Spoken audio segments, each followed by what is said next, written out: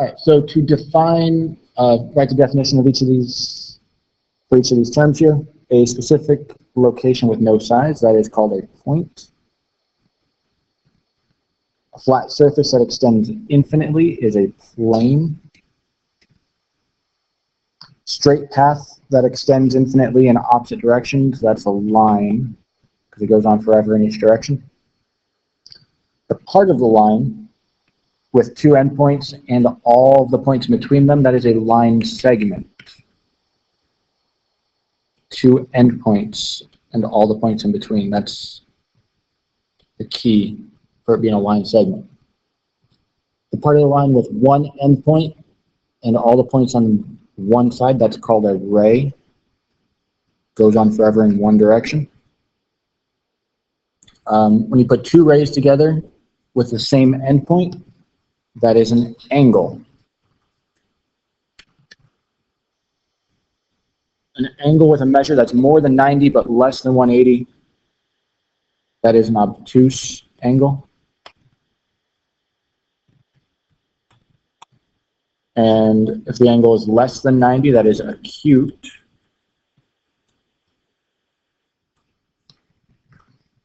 An angle with a measure of 90 degrees is a right angle.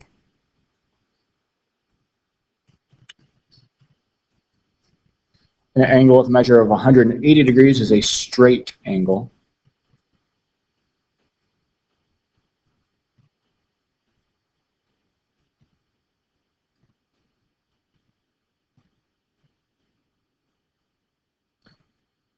Two or more points on the same line, that is collinear. And then two or more points in the same plane, they are coplanar.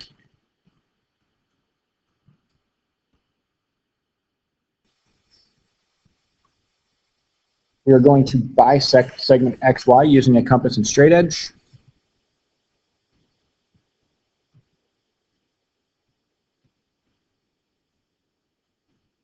So the first thing you need to do is put your compass on point X, and then you're going to stretch it more than halfway across to the other point.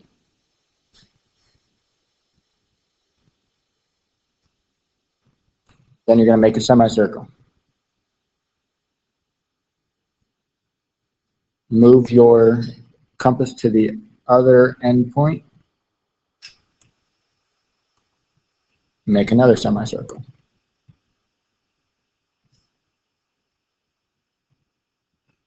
Now these 2 points where the semicircles intersect, at the top and at the bottom there, connect those with your straight edge.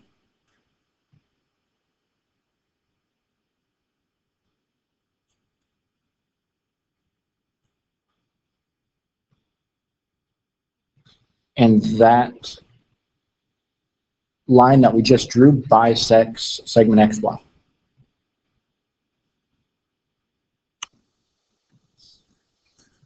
So we're going to bisect again. This time we're going to label the midpoint point M. So you're going to put the point of your compass on one endpoint, stretch more than halfway across, draw a semicircle, move it to the other point, the other endpoint, draw another semicircle. Use your straight edge to connect where they intersect. And then the directions now say label the midpoint M. So right there, that is the midpoint, label it M. So we're going to construct a ray that bisects the angle. So with your compass, put the point on the vertex of the angle. Stretch it out some distance, it doesn't matter how far, and draw the arc that touches both sides. Then move your compass to where it intersected. Make an arc in the middle. Move it to the other point of intersection. Make a similar arc in the middle. And that little X gives us our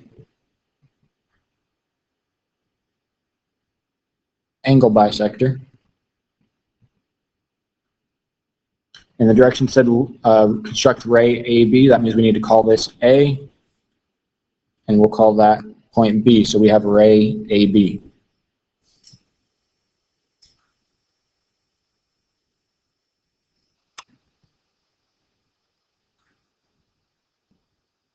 So we're going to construct a point B so that JB is congruent to BK. In other words, we're finding the midpoint. We're going to call the midpoint B.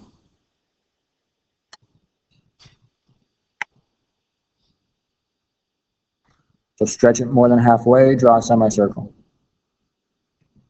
Move to the other endpoint, draw the same semicircle.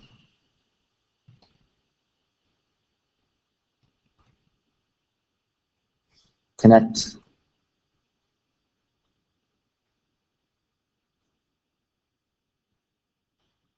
And now we're constructing point B, which is the midpoint. We just got to call that B. Now JB is the same length as BK.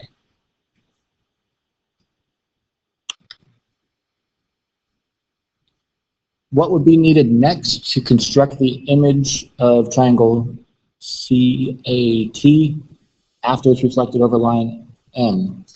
So the next thing that we need to do whenever you are reflecting is you need a perpendicular line so that you have an accurate reference for your reflection. So what would be needed? You need a perpendicular line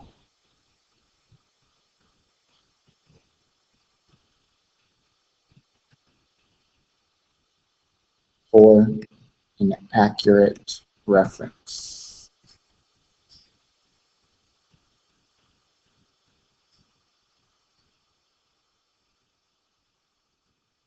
And then you would measure the distance and mark it off on the other side.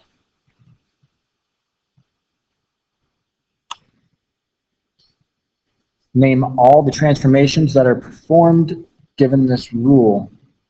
So we've got two things going on. There's a 2 being added right here.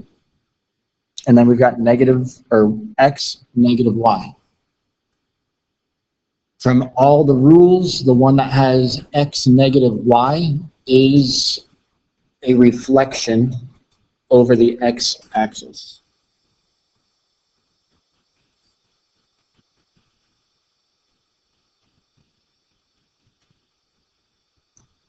Or you could say over the line y equals 0. It's the same thing. X-axis and y equals 0. But then there's another thing going on, that plus 2. The plus 2 is going to be a translation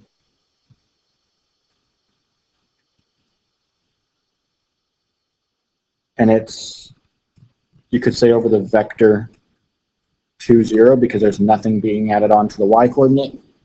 Or you could just say a translation right to. Either way is fine.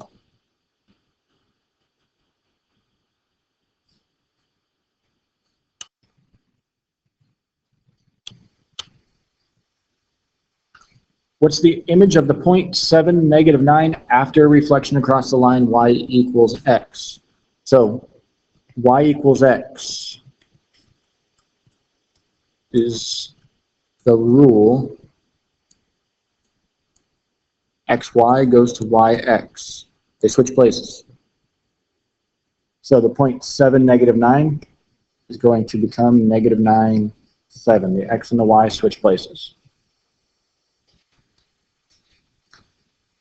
Write the rule that describes the following rigid motions. A rotation of 90 degrees counterclockwise takes the point xy to negative yx. Rotation 180 degrees takes the point xy to negative x, negative y.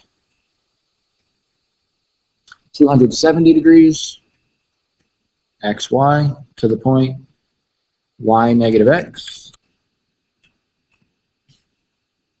And then 360 degrees takes the point xy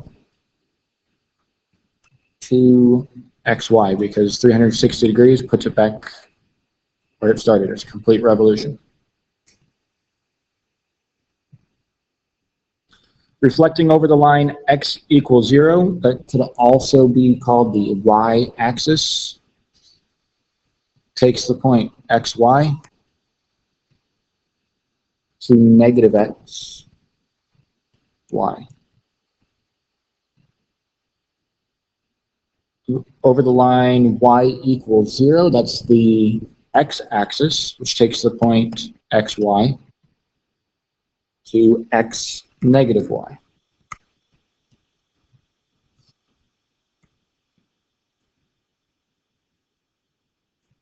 And reflecting over the line y equals x, that takes the point xy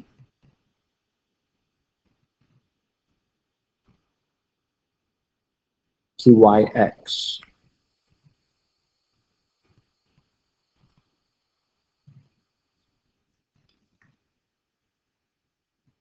To classify each of these rigid motions, we're just labeling them. Are they a reflection, rotation, translation? Just what is it?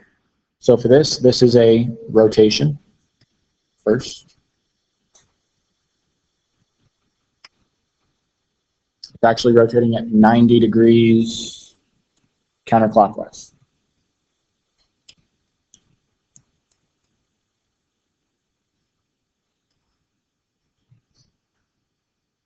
Next, that's just a shift. It's a translation.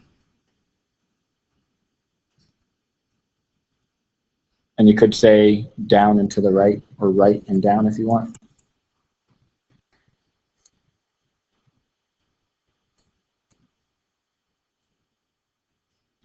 And then C, that is a reflection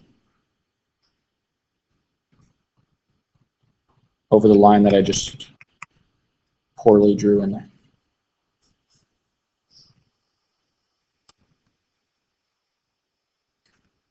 You transform a figure on the coordinate plane using the rigid motion xy to yx. What effect does it have on the figure?